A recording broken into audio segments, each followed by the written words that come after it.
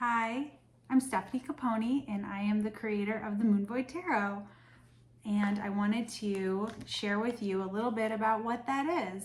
If you have not seen it before, or if you have and you're curious, I'm going to show you my box, so please don't judge, but it's kind of tattered and torn. But this is the Moon Void Tarot deck. It comes in a tuck box, 78 cards. And here are the backs. It also has a guidebook, which you can get together as a set, or you can get it separately, or just buy the deck on its own. But the guidebook is a pretty hefty little book. It really goes through all of the cards, giving descriptions. If this is your first tarot deck, it does go into a little bit about, how to use the deck, what tarot is. It has a little bit of a story behind the deck, which I will share with you now. The Moon Void Tarot is a tarot deck for shadow work, primarily, and self-reflection. It's a black and white deck, and it follows one character. So you'll see the Fool, kind of looks like me. The Magician, High Priestess, Empress, Emperor, Hierophant. I don't always follow specifically in Rider-Waite-Smith tradition, although the Hierophant does have the same basic meaning. I believe that we've come a long way since looking to the Catholic Church to be our source of spiritual knowledge. I think that really comes from your own relationship to your own spirituality. So that is reflected in the meaning of this card to me, but you'll find your own meaning in it. So now we have the Lovers. And the Lovers is one of 3 cards in the deck that features another person. And you could see this as, a man and a woman. You could see this as 2 women. You could see this as, 2 non-binary people. Or you could also see this as representing masculine and feminine parts of yourself. The other 2 cards that feature another person are in the 10 of Cups and the 4 of Wands. And the rest is just the one person. So back to the majors, we've got the Chariot, Strength,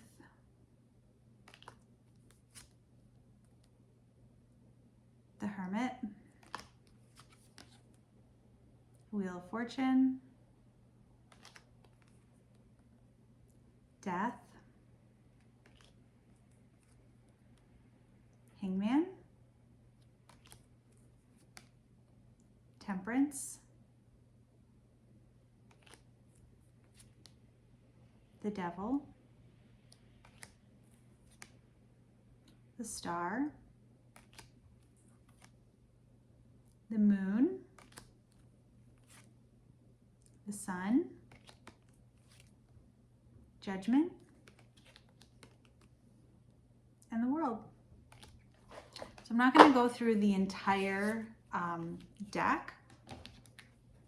There are a lot of incredible videos that really go deeply into that, but of course, drop me a comment if you want me to go and do a full walkthrough. When I mentioned before that I use the Moon Void Tarot, it was designed for shadow work. I wanted to give you a little bit of an example on how I would do that. So when you're doing shadow work, it's really about bringing the parts of yourself that that we deem kind of either our fears or darker parts of ourselves that we don't like, that we don't want to bring up, that kind of eat away at us in the background. So before sitting down to your tarot practice, obviously do whatever grounding exercises are most nutritive to you. I usually do a small meditation, some breathing exercises, make sure I have water, make sure that I feel safe and comfortable and I'm in my spot. And I always have my journal and a pen for everything. And after I've taken a few deep breaths,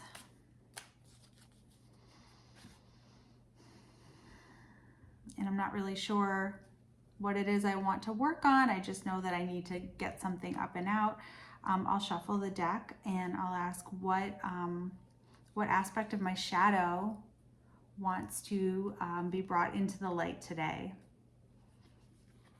And I'll pull a card and I'll lay it face down, and I don't look at it yet. And then my second question is, how can I work with this energy the best? And I'll lay that card face down.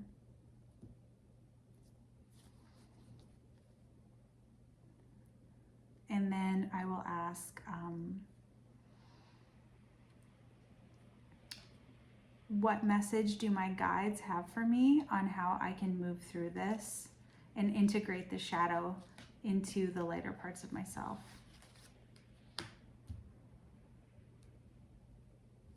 So once we have those 3 cards, which I think is a good place to start, then I'll start turning them over. So we have, what am I working on today? Oh, and of course I pulled the Fool. How do you like that? As of course, this is one of my first YouTube videos that I'm ever recording, and it's kind of nerve-wracking, and we all have imposter syndrome.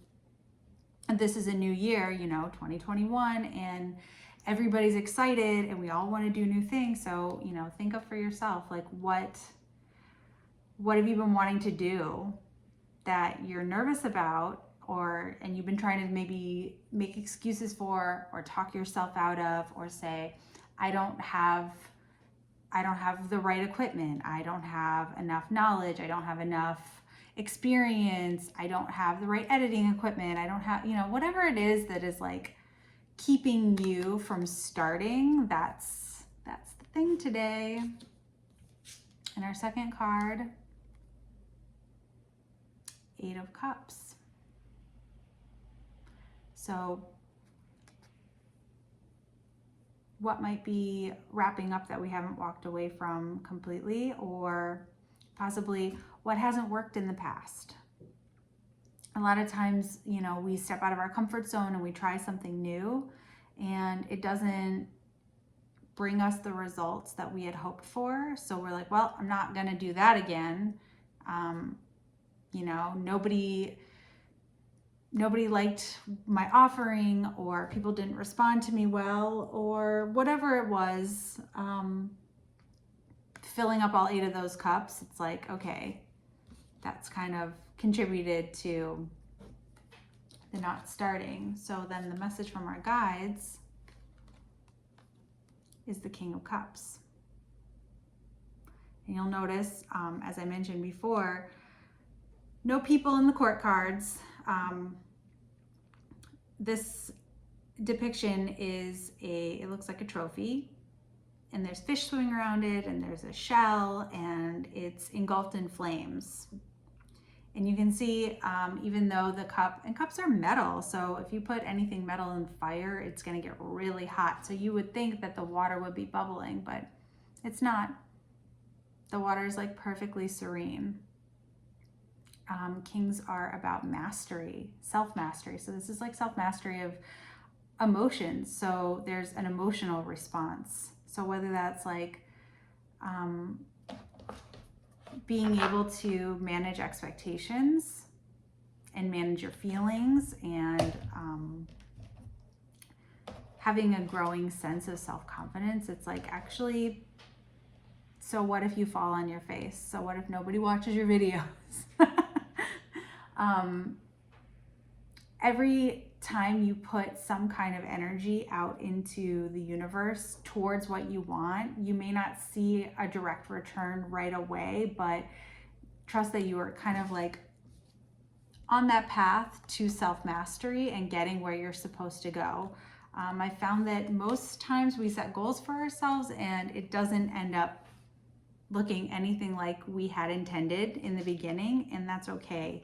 When we kind of loosen that grip of control, that's when the universe can kind of take those steps on our behalf to lead us to where we're supposed to go. So I hope that was helpful. Thank you for watching. If you liked it, please, of course, like this video, subscribe, share. I'm going to be posting a lot more tarot readings and astrology readings, because that is another thing that is a big part of the book. Is there are a ton of spreads to work with your astrological placements and your into your tarot practice. All right, thank you so much. I'll talk to you soon.